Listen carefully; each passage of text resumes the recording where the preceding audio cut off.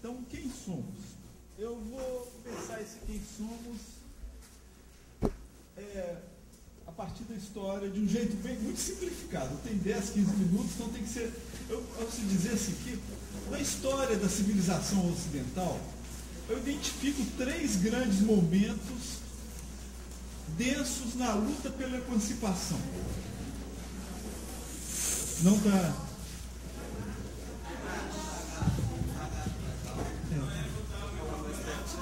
Vamos ver, melhorou assim? Melhorou bastante. Eu identifico 3 grandes momentos da história da civilização ocidental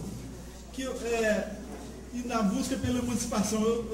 Por que está trazendo um negócio tão antigo? Porque eu acho que a educação popular está nesse processo da luta pela emancipação. O primeiro momento que eu acho que são os pensadores gregos. Os gregos, pela primeira vez, eles trazem uma tentativa de organizar racionalmente a vida, pensar racionalmente a vida. Não é que já existia isso, mas eles trazem um momento muito forte na civilização. E eles começam a discutir o que é felicidade, começam a discutir como organizar a sociedade, a democracia, a ideia de democracia começa com os gregos. Né? Vem depois, eu acho que o segundo momento é o cristianismo. O cristianismo ele significou uma grande virada no pensamento ocidental, no sentido de trazer a dimensão da amorosidade, em vez de olho por olho, dente por dente, inverter na lógica da amorosidade, da priorização dos mais fracos, dos oprimidos, né? É uma inversão imensa, né? Quem no mundo extremamente violento teve um impacto muito grande. Tanto assim que o cristianismo hoje, independente das pessoas se dizerem cristão, acreditar em Deus ou em Jesus, mas essa dimensão do cristianismo está em toda a civilização ocidental. Né? Ela, de alguma forma, ela marca a civilização ocidental. Eu diria que tem um terceiro momento que também foi muito importante, a questão do marxismo. Né? Porque o cristianismo trouxe uma política social centrada na caridade, no cuidado das relações interpessoais, no cuidado dos pobres. Mas aí vem Marx e faz uma grande crítica, com muita razão. Ele diz que não basta trabalhar em nível das relações interpessoais. É preciso, porque na sociedade se organizam modos de organizar política, modos de organizar a produção, que esses modos de organizar a produção e a política, eles são muito fortes. Nós não podemos, se a gente não ataca diretamente esses modos de organizar a produção e a política e as estruturas culturais, nós não conseguimos, só pelo trabalho um a um nas relações interpessoais, melhorar muito essa sociedade. Agora, o Marx também ele criticou muito a forma como o cristianismo estava servindo ao sistema de dominação, a igreja. Então, ele criou uma polaridade muito grande com o cristianismo. Né? E foi preciso quase um século para começar na Europa, começam a pensar cristãos e marxistas pensando uma forma que juntasse as duas coisas. Quer dizer, não só um cuidado nas relações, no enfrentamento das estruturas políticas e econômicas causadoras de injustiça, mas também de cuidar da amorosidade das relações interpessoais. E começa na Europa, muitos movimentos já de padres indo para as fábricas, de comunistas cuidarem mais das relações interpessoais, né? E isso chega na América Latina muito tinha um movimento que se chamava Ação Católica, que tinha Juventude Universitária Católica, Juventude Operária Católica, já agrária católica, e começa a trazer essa coisa do cristianismo e ao mesmo tempo o enfrentamento da injustiça social ao nível da macroestrutura. E isso junta com o movimento brasileiro, que já existia desde o início do século XX, de intelectuais de classe média, pensando a construção de uma nação a partir do fortalecimento da educação. E Paulo Freire é fruto desses dois movimentos. Paulo Freire, ele é uma síntese, eu posso dizer que poderia dizer que é o intelectual que sintetizou primeiro essa junção e avançou mais nessa função, né? E aí ele traz a questão de essa construção da sociedade nova, com justiça, é pela valorização dos movimentos sociais, a luta política, mas também com a mística, valorizando o corpo, esse corpo meu. Como é que a gente cantou aqui? Foi corpo meu, minha morada minha, né? Quer dizer, juntar essas duas coisas, e em nível da mística, tudo isso, e isso na América Latina cresceu muito, porque a América Latina, a população brasileira é muito emocionada, ela tem uma mística muito grande, os movimentos aqui cresceram muito a partir dessa síntese. E eu acho que aí cria essa síntese que começa no Brasil, espalha pela América Latina. O Brasil foi pioneiro nessa síntese e hoje está no mundo todo. Em praticamente todos os países do mundo hoje tem movimentos de educação popular, tem teóricos de educação popular, né? E eles trazem uma dimensão nova da luta da esquerda. A luta da esquerda vinha muito preocupado com o enfrentamento político da luta, mas isso não pode ficar afastado do cuidado com a subjetividade humana, das relações interpessoais, de que as duas coisas andam juntas, né? Isso chega na área da saúde nos anos 70.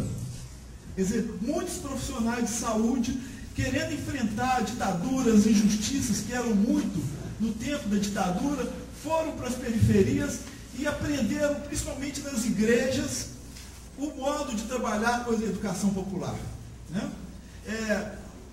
E aí eu fui uma dessas pessoas, vim para o Nordeste na década de 70, e eu não vim como tanto para fazer trabalho de saúde, eu vim para fazer trabalhos de enfrentamento da ditadura, enfrentamento das injustiças, principalmente na questão do campo. Então, a gente não valorizava muito a saúde como um campo rico para lutar pela justiça, porque a gente tinha na cabeça um modelo do trabalho de saúde muito limitado.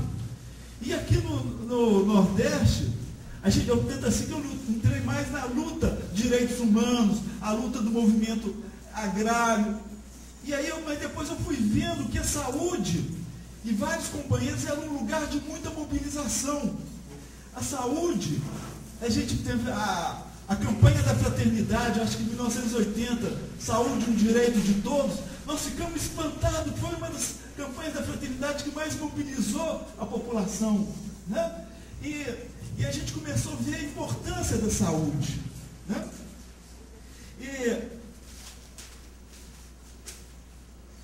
eu diria que a gente começou muitas práticas de saúde comunitária orientada pela educação popular. Hoje eu posso dizer que as práticas mais inovadoras que a gente tem no SUS hoje vieram dos movimentos de saúde comunitária, a começar pelas agências comunitárias de saúde, que foram criadas oficialmente na década de 90, mas na prática, desde os anos 70, já estava cheio de agentes de saúde, principalmente aqui em Recife, né? No Nordeste todo, e muito pelas pastorais.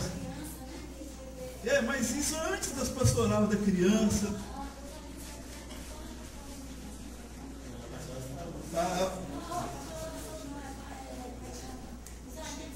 Agente de saúde, né? E a gente começou a descobrir como que a saúde, a educação popular na saúde, ela traz o grandioso, o trabalho cotidiano da saúde. Nós, profissionais de saúde, nós estávamos mediocrizados com uma medicina, com uma enfermagem, com uma fisioterapia tecnicista. A gente era muito mais mecânico de gente. Nossos hospitais, nossas clínicas eram muito mais oficinas que consertam pedacinhos do corpo humano. Mas a gente não percebia que na crise existencial trazida pela doença, É um momento de questionamento muito grande da vida.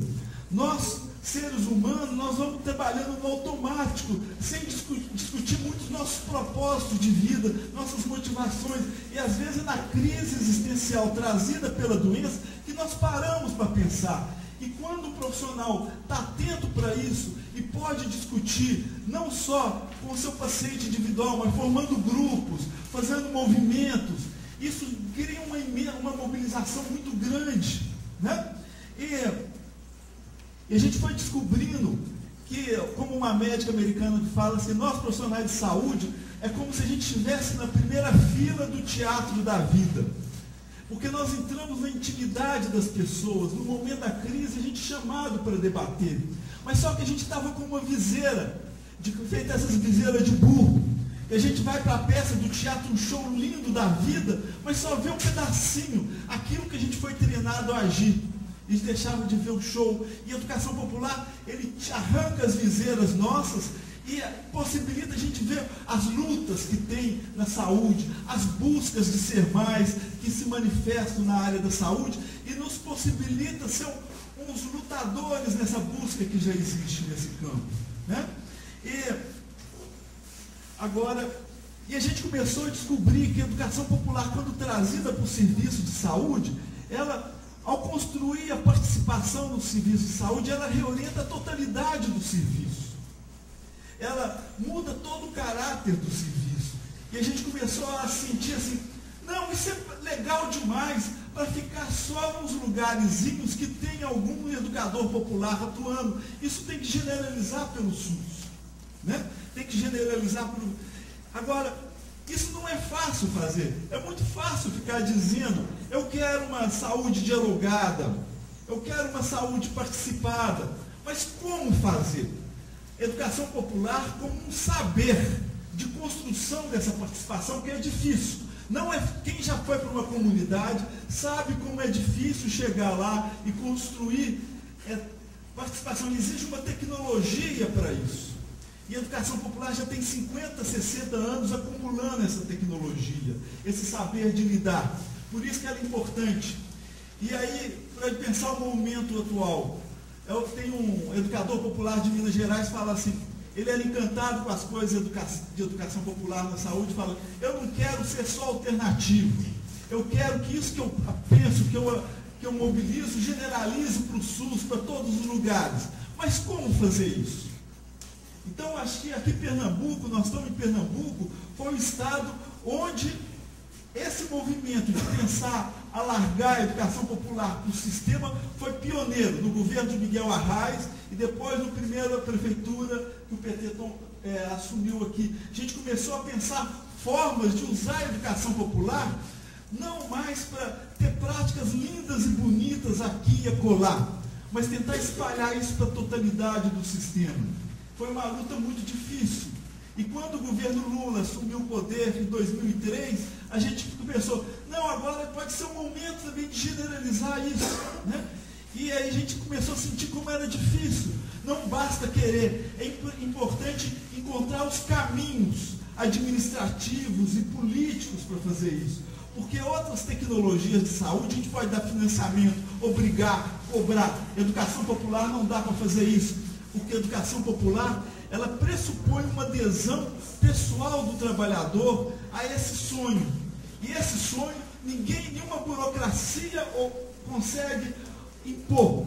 A gente tem que, antes de tudo, a grande estratégia para espalhar a educação popular no SUS é um trabalho pedagógico, respeitador das iniciativas das pessoas. Porque essa busca de ser mais já está no trabalhador de saúde, que ele também é um oprimido. Então hoje, eu acho que o grande desafio que nós estamos assistindo no Brasil é de pensar tecnologias, não só mais de eu, educador, fazer trabalho na minha comunidade. Isso nós já temos muitas pessoas fazendo isso no Brasil, já tem muita gente sabendo fazer isso.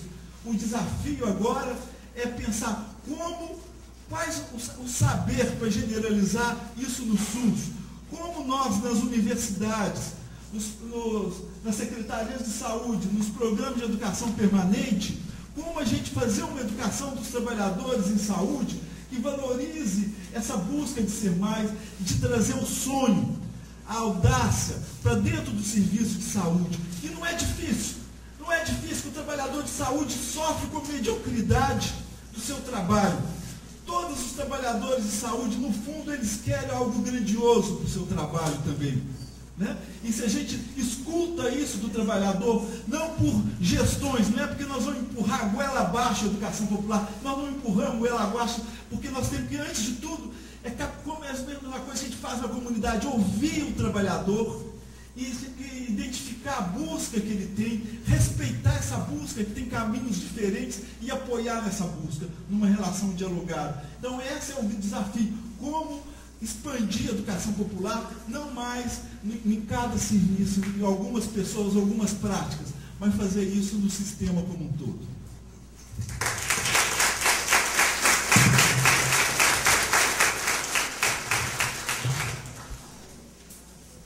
Beijo, boa tarde a todas e todos.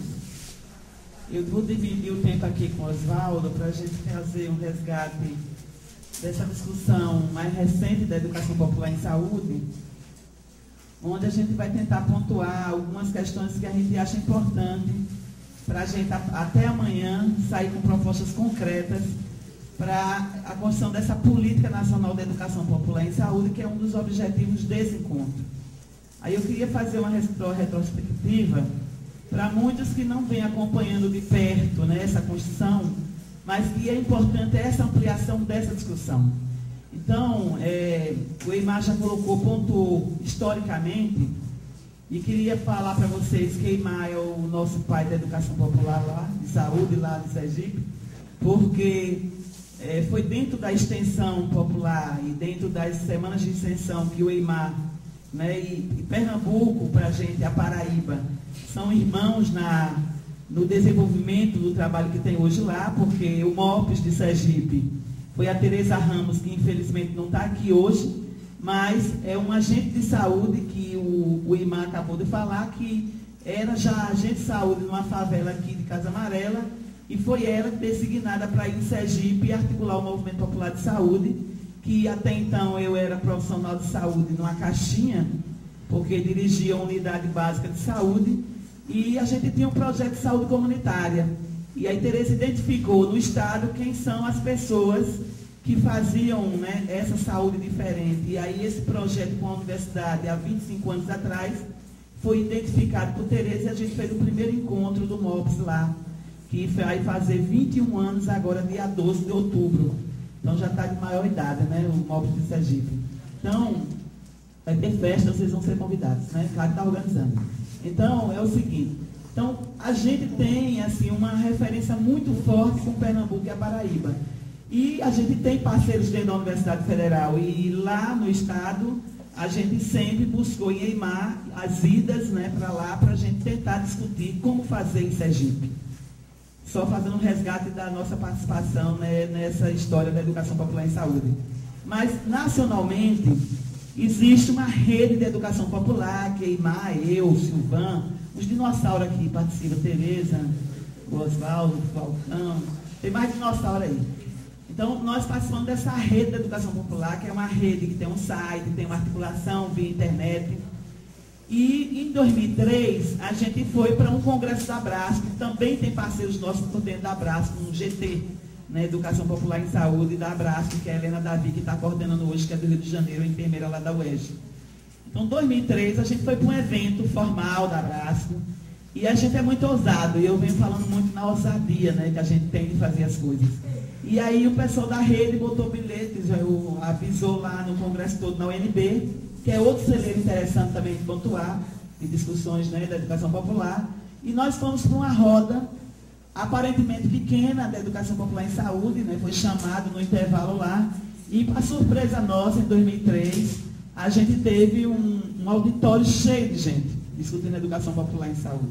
Profissionais de saúde, a gente foi lá enquanto movimento social, e a gente estava com um desafio muito grande naquele momento. Primeiro, porque o governo Lula tinha sido eleito, né, nessa proposta de Constituição, né, com participação, e um grupo de profissionais de saúde, né, da educação popular assumiu a SEGETS, né, que na época era SEGETS, Era uma secretaria dentro do Ministério da Saúde que tinha essa incumbência de estar trabalhando a educação popular em saúde, né? E aí essas pessoas estavam presentes, né? A gente lembra aqui do Caririca, daqui de Pernambuco, parece que está indo para Paraíba trabalhar, né, na universidade.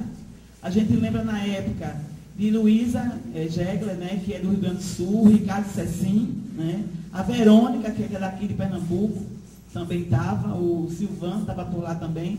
Então, a gente naquele momento discutiu como é que a gente vai discutir uma proposta de educação popular em saúde que estava acontecendo em vários rincões desse país, onde o governo se propõe a ter uma política. Então, na cabeça, principalmente minha e de várias pessoas que são do movimento social, é uma loucura. A gente partia do momento de embate com o governo federal, né, que a gente não tinha abertura, e de repente tem essa abertura. Tem uma secretaria, a gente quer construir com vocês. E nessa discussão lá na UNB, foi discutido como é que a gente ia batizar essa articulação, esse movimento de educação popular. E aí surgiu a ANEPS, esse nome grande aí, Articulação Nacional de Movimentos e Práticas de Educação Popular em Saúde, onde cabem movimentos, né? E cabem também práticas que existem em diversos rincões. E foi muito legal porque, nesse batizado, né, em 2003, desencadeou vários encontros como esse nos estados. Alagoas puxou a dianteira, a Tereza é muito ousada, a Tereza de Alagoas Siqueira. Então foi o primeiro encontro, né, em Alagoas, depois Sergipe fez o segundo, e foram vários encontros, Pernambuco fez o seu encontro, e foi criando as articulações. E aí a gente discutindo com o governo, teve o primeiro encontro nacional em 2003, e aí para mim foi muito bom esse encontro, porque a gente conseguiu levar as práticas, né, e era muito chique naquele tempo, tinha muito apoio.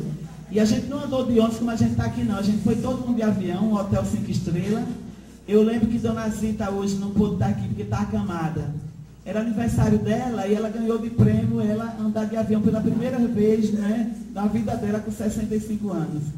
E Dona Zita não parava no avião, o cara mandava ela sentar e ela rodava o avião todo. Porque ela via crianças chorando com dor de ouvido e ela tinha trazido um monte de remédio natural. O óleo de lima, não sei o que, e ela queria dar massagem em todo mundo. E eu lembro à noite, e Dona Zita saiu todas as fotos, gente. Lá, porque onde tinha uma máquina ela queria aparecer. E lá nesse hotel 5 estrelas, a Dona Zita se perdeu de noite. Ela nunca tinha ficado no hotel aquele. Eu louca, subindo e descendo, e ela de escada no elevador. Mas altas horas ela foi em salas, em quarto e quarto, quem tinha problema de saúde, fazia as massagens dela. E arranjar, ela levou o chá e tudo, né? Então foi um momento muito rico. E para mim também, uma coisa que marcou muito foi eu conhecer o Vitor Vala. O Eimar estava falando, chegamos atrasados, o voo atrasou, e eu já conhecia Eimar, né? Eu já tinha ouvido o Eimar, eu já conhecia, mas eu queria conhecer Vitor Vala, eu já tinha lido muita coisa. Vitor Vala é um companheiro nosso que faleceu do Rio de Janeiro, inclusive tem um prêmio, né, que o comitê está instituindo de Educação Popular em Saúde, então vai abrir inscrições, eu acho que o Brasil todo tem que fazer, escrever. Vai ter um incentivo para quem escrever suas práticas, seus trabalhos, né?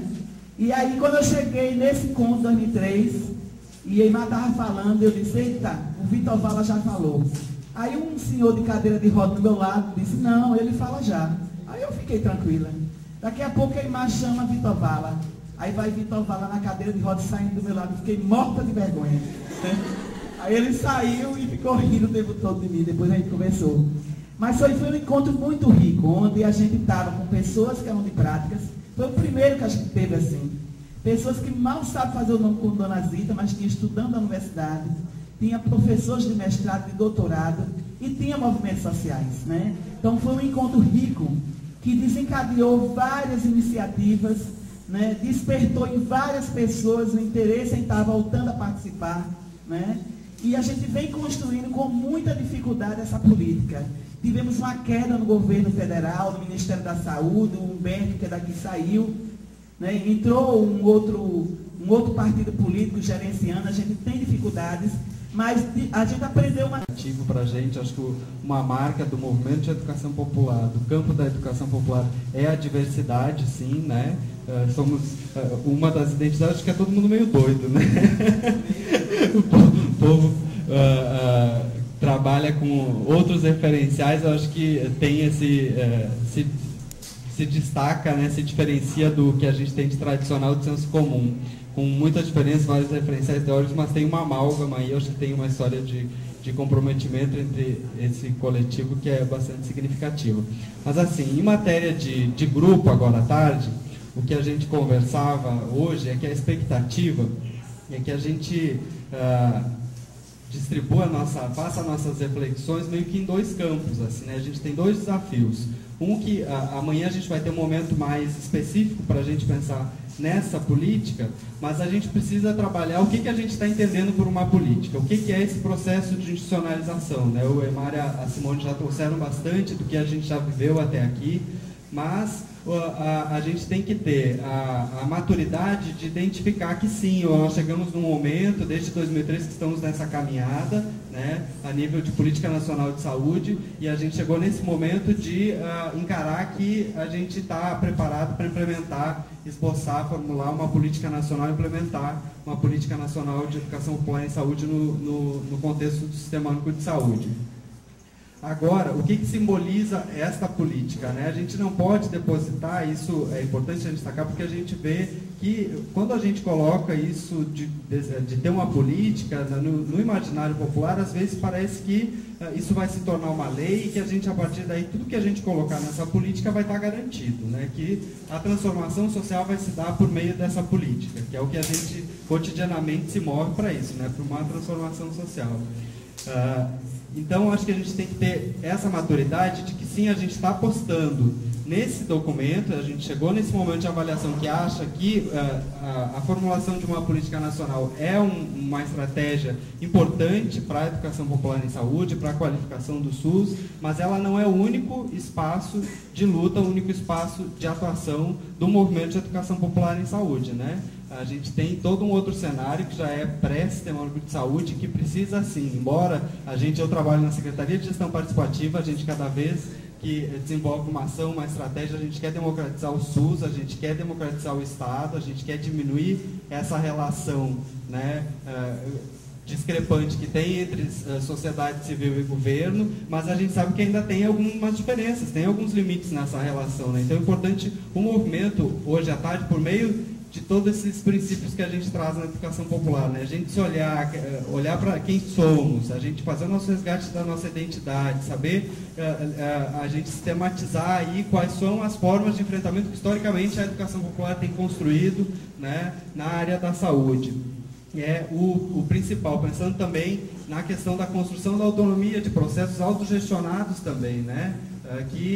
Tudo bem, a política talvez venha a potencializar, mas de a gente pensar também no campo da educação popular em saúde, não somente restringir ele enquanto política nessa reflexão, né? Então, e desde ontem, na nossa roda que a gente fez à tarde, que a proposta era a gente refletir a gestão participativa e o olhar da educação popular em saúde. A gente subverter um pouco essa perspectiva para fazer justamente uma análise histórica desse processo 2003 até aqui, né? Desse processo de institucionalização da educação popular em saúde a nível de ministério, a nível de política pública. Fica claro para a gente, né, que desde 2003 a intenção que a gente tinha era fortalecer o campo popular na área da saúde, né? Acho que isso reforça também a necessidade de a gente estar identificando o que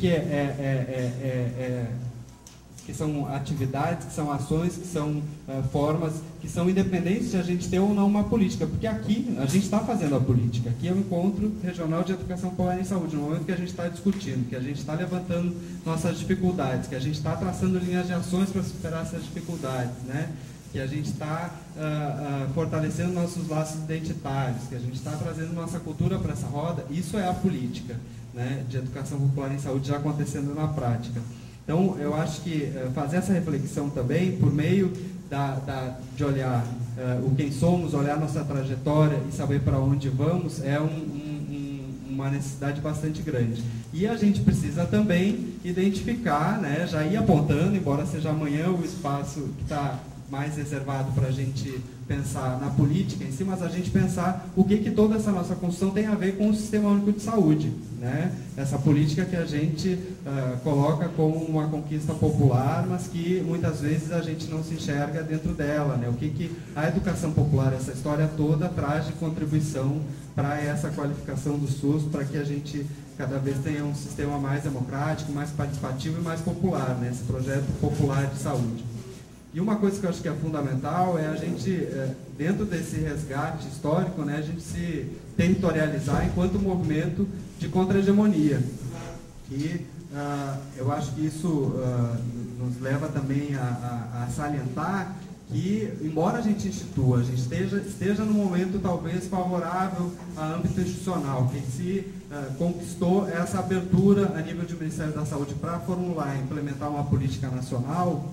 Embora a gente aprove essa política, a gente tenha ela implementada, a educação popular não é de uma hora para outra que ela vai se tornar uma regra, ela nem deve, né? Mas mesmo ela não é de uma hora para outra que a gente vai mudar a cultura que a gente tem instituída no nosso país, no nosso estado, né? Nosso sistema único de saúde ainda tem muitos avanços a serem trilhados. O Estado brasileiro ainda é um Estado que é autoritário, um Estado que ainda é opressor, de certa forma, embora a gente tenha várias conquistas aí. Então, acho que esses elementos todos trazem, né, a importância de a gente saber também que caminho, em que espaços a gente deposita nossas apostas, né? Sim, precisamos e estamos construindo uma política nacional, mas é fundamental também de que a gente tenha uma compreensão ampliada do que é uma política e a gente não só esteja delegando para outrem, né, o que a gente deseja, que a gente se coloque enquanto protagonista desde já desse processo, né? Alô, Nordeste! Alô, Nordeste! Alô, educação popular! Alô, educação popular! Nossa história é tão antiga, se eu for contar, você duvida. Desde os tempos de Zumbi, Balaios e Cariris, nosso povo passa fome. Sem terra, casa sem nome, nascemos nesse país.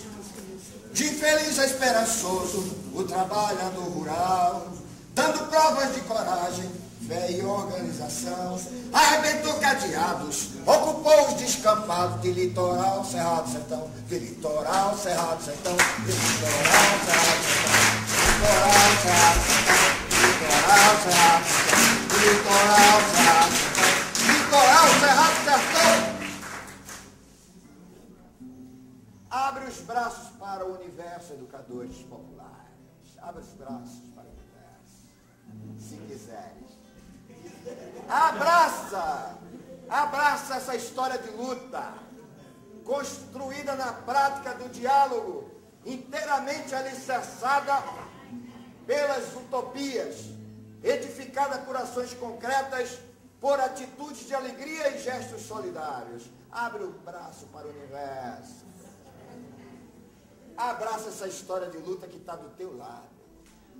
Construída na prática do diálogo, inteiramente alicerçada nas utopias, edificadas por ações concretas, por atitudes de alegria e gestos solidários. Alô, Sergipe! Alô, Sergipe! Pois é, vocês agora vão ter que confabular um pouco lá no Espaço Palmira Lopes. Aliás, desculpa, Sergipe, é na tenda Paulo Freire, tá bem? Então, alô, Paraíba! Aqui! Alô, Paraíba! Aqui! Vocês vão trocar ideias no Espaço Palmira Lopes. Aê! Alô, Pernambuco! Aê! Pernambuco, vocês vão conversar muito lá no Espaço João Batista. Como é difícil. Lá que é um lugar de resistência. E como disse uma preta linda, Sandra, simples, mulher muito simples. Eu ouvi ela falando lá na Bahia, é lá nos nossos nichos, nos nossos locais de trabalho, no cotidiano, que nós o tempo todo estamos com o adversário. Aqui não, estamos para fazer carinho um ao outro, para estar olhando nos olhos um do outro e nos fortalecendo. Aqui estamos com os nossos pares, aqui estamos para nos fortalecer, aqui Aqui estamos para buscar força para voltar ao cotidiano. Enquanto tiver momentos como esse, estações como essa, nas quais a gente possa de vez em quando parar para retomar a luta, como vai ser gostoso. O mundo que nos aguarde, a gente não vai parar de incomodar.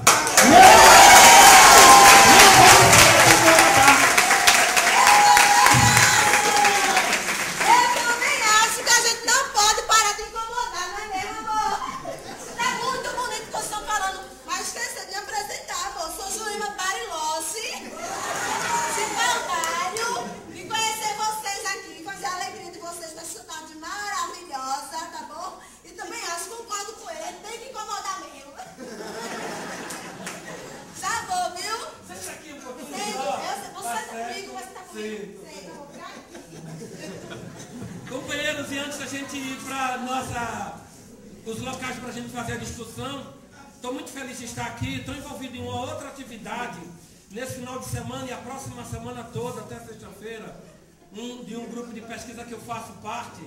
E ontem, quando foi a abertura, eu estava dizendo ao pessoal, por que vocês insistem em ser estudiosos intelectuais de esquerda, mas sempre essa cintura dura? A gente tem que começar a encher isso daqui de educação popular para ver uma outra forma de fazer ciência. Sem grandes compromissos, sem grandes prisões e a gente ser mais leve.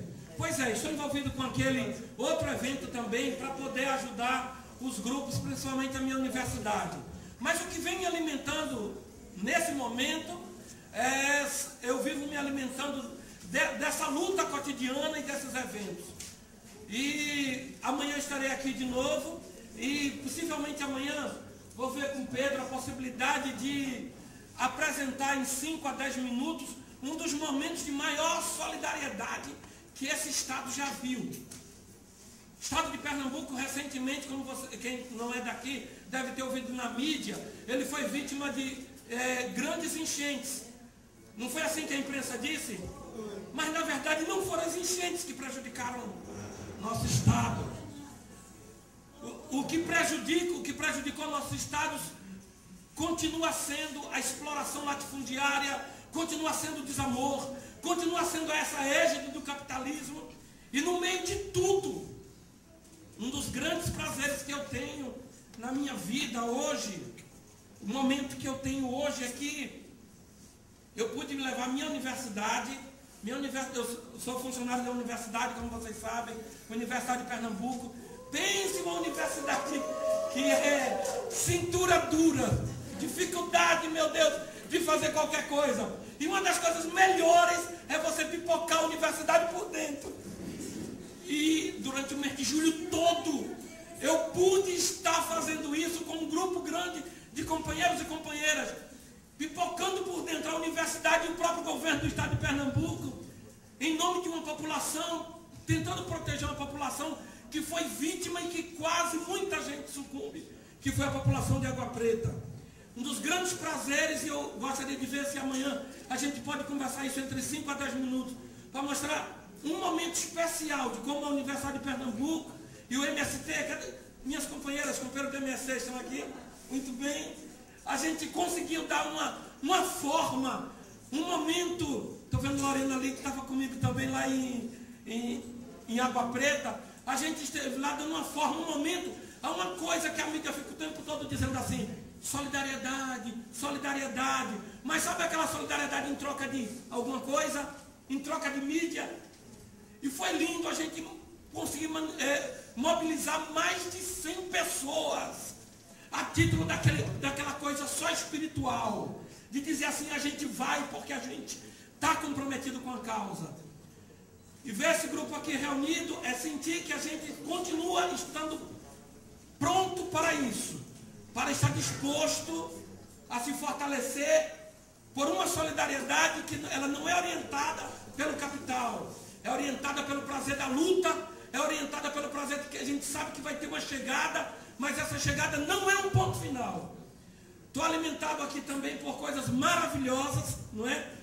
Alguns dias atrás eu estive em Salvador com meu querido Carlos, né? Estou vendo um monte de gente bonita, minha Índia, minha Geli, Ai, Deus do céu. Pessoal lindo, não é? Que vem em meio a muitas dificuldades, tentando mudar, contribuir para, nessa utopia, a gente vai mudar essa realidade. Ah, que bom estar no meio desse pessoal que ainda continua acreditando. O mundo é minha responsabilidade. E eu estou aqui para ajudar a mudar ele. Se eu vou conseguir ou não, pouco importa. Estou aqui e ninguém me tira dessa luta. Beijo.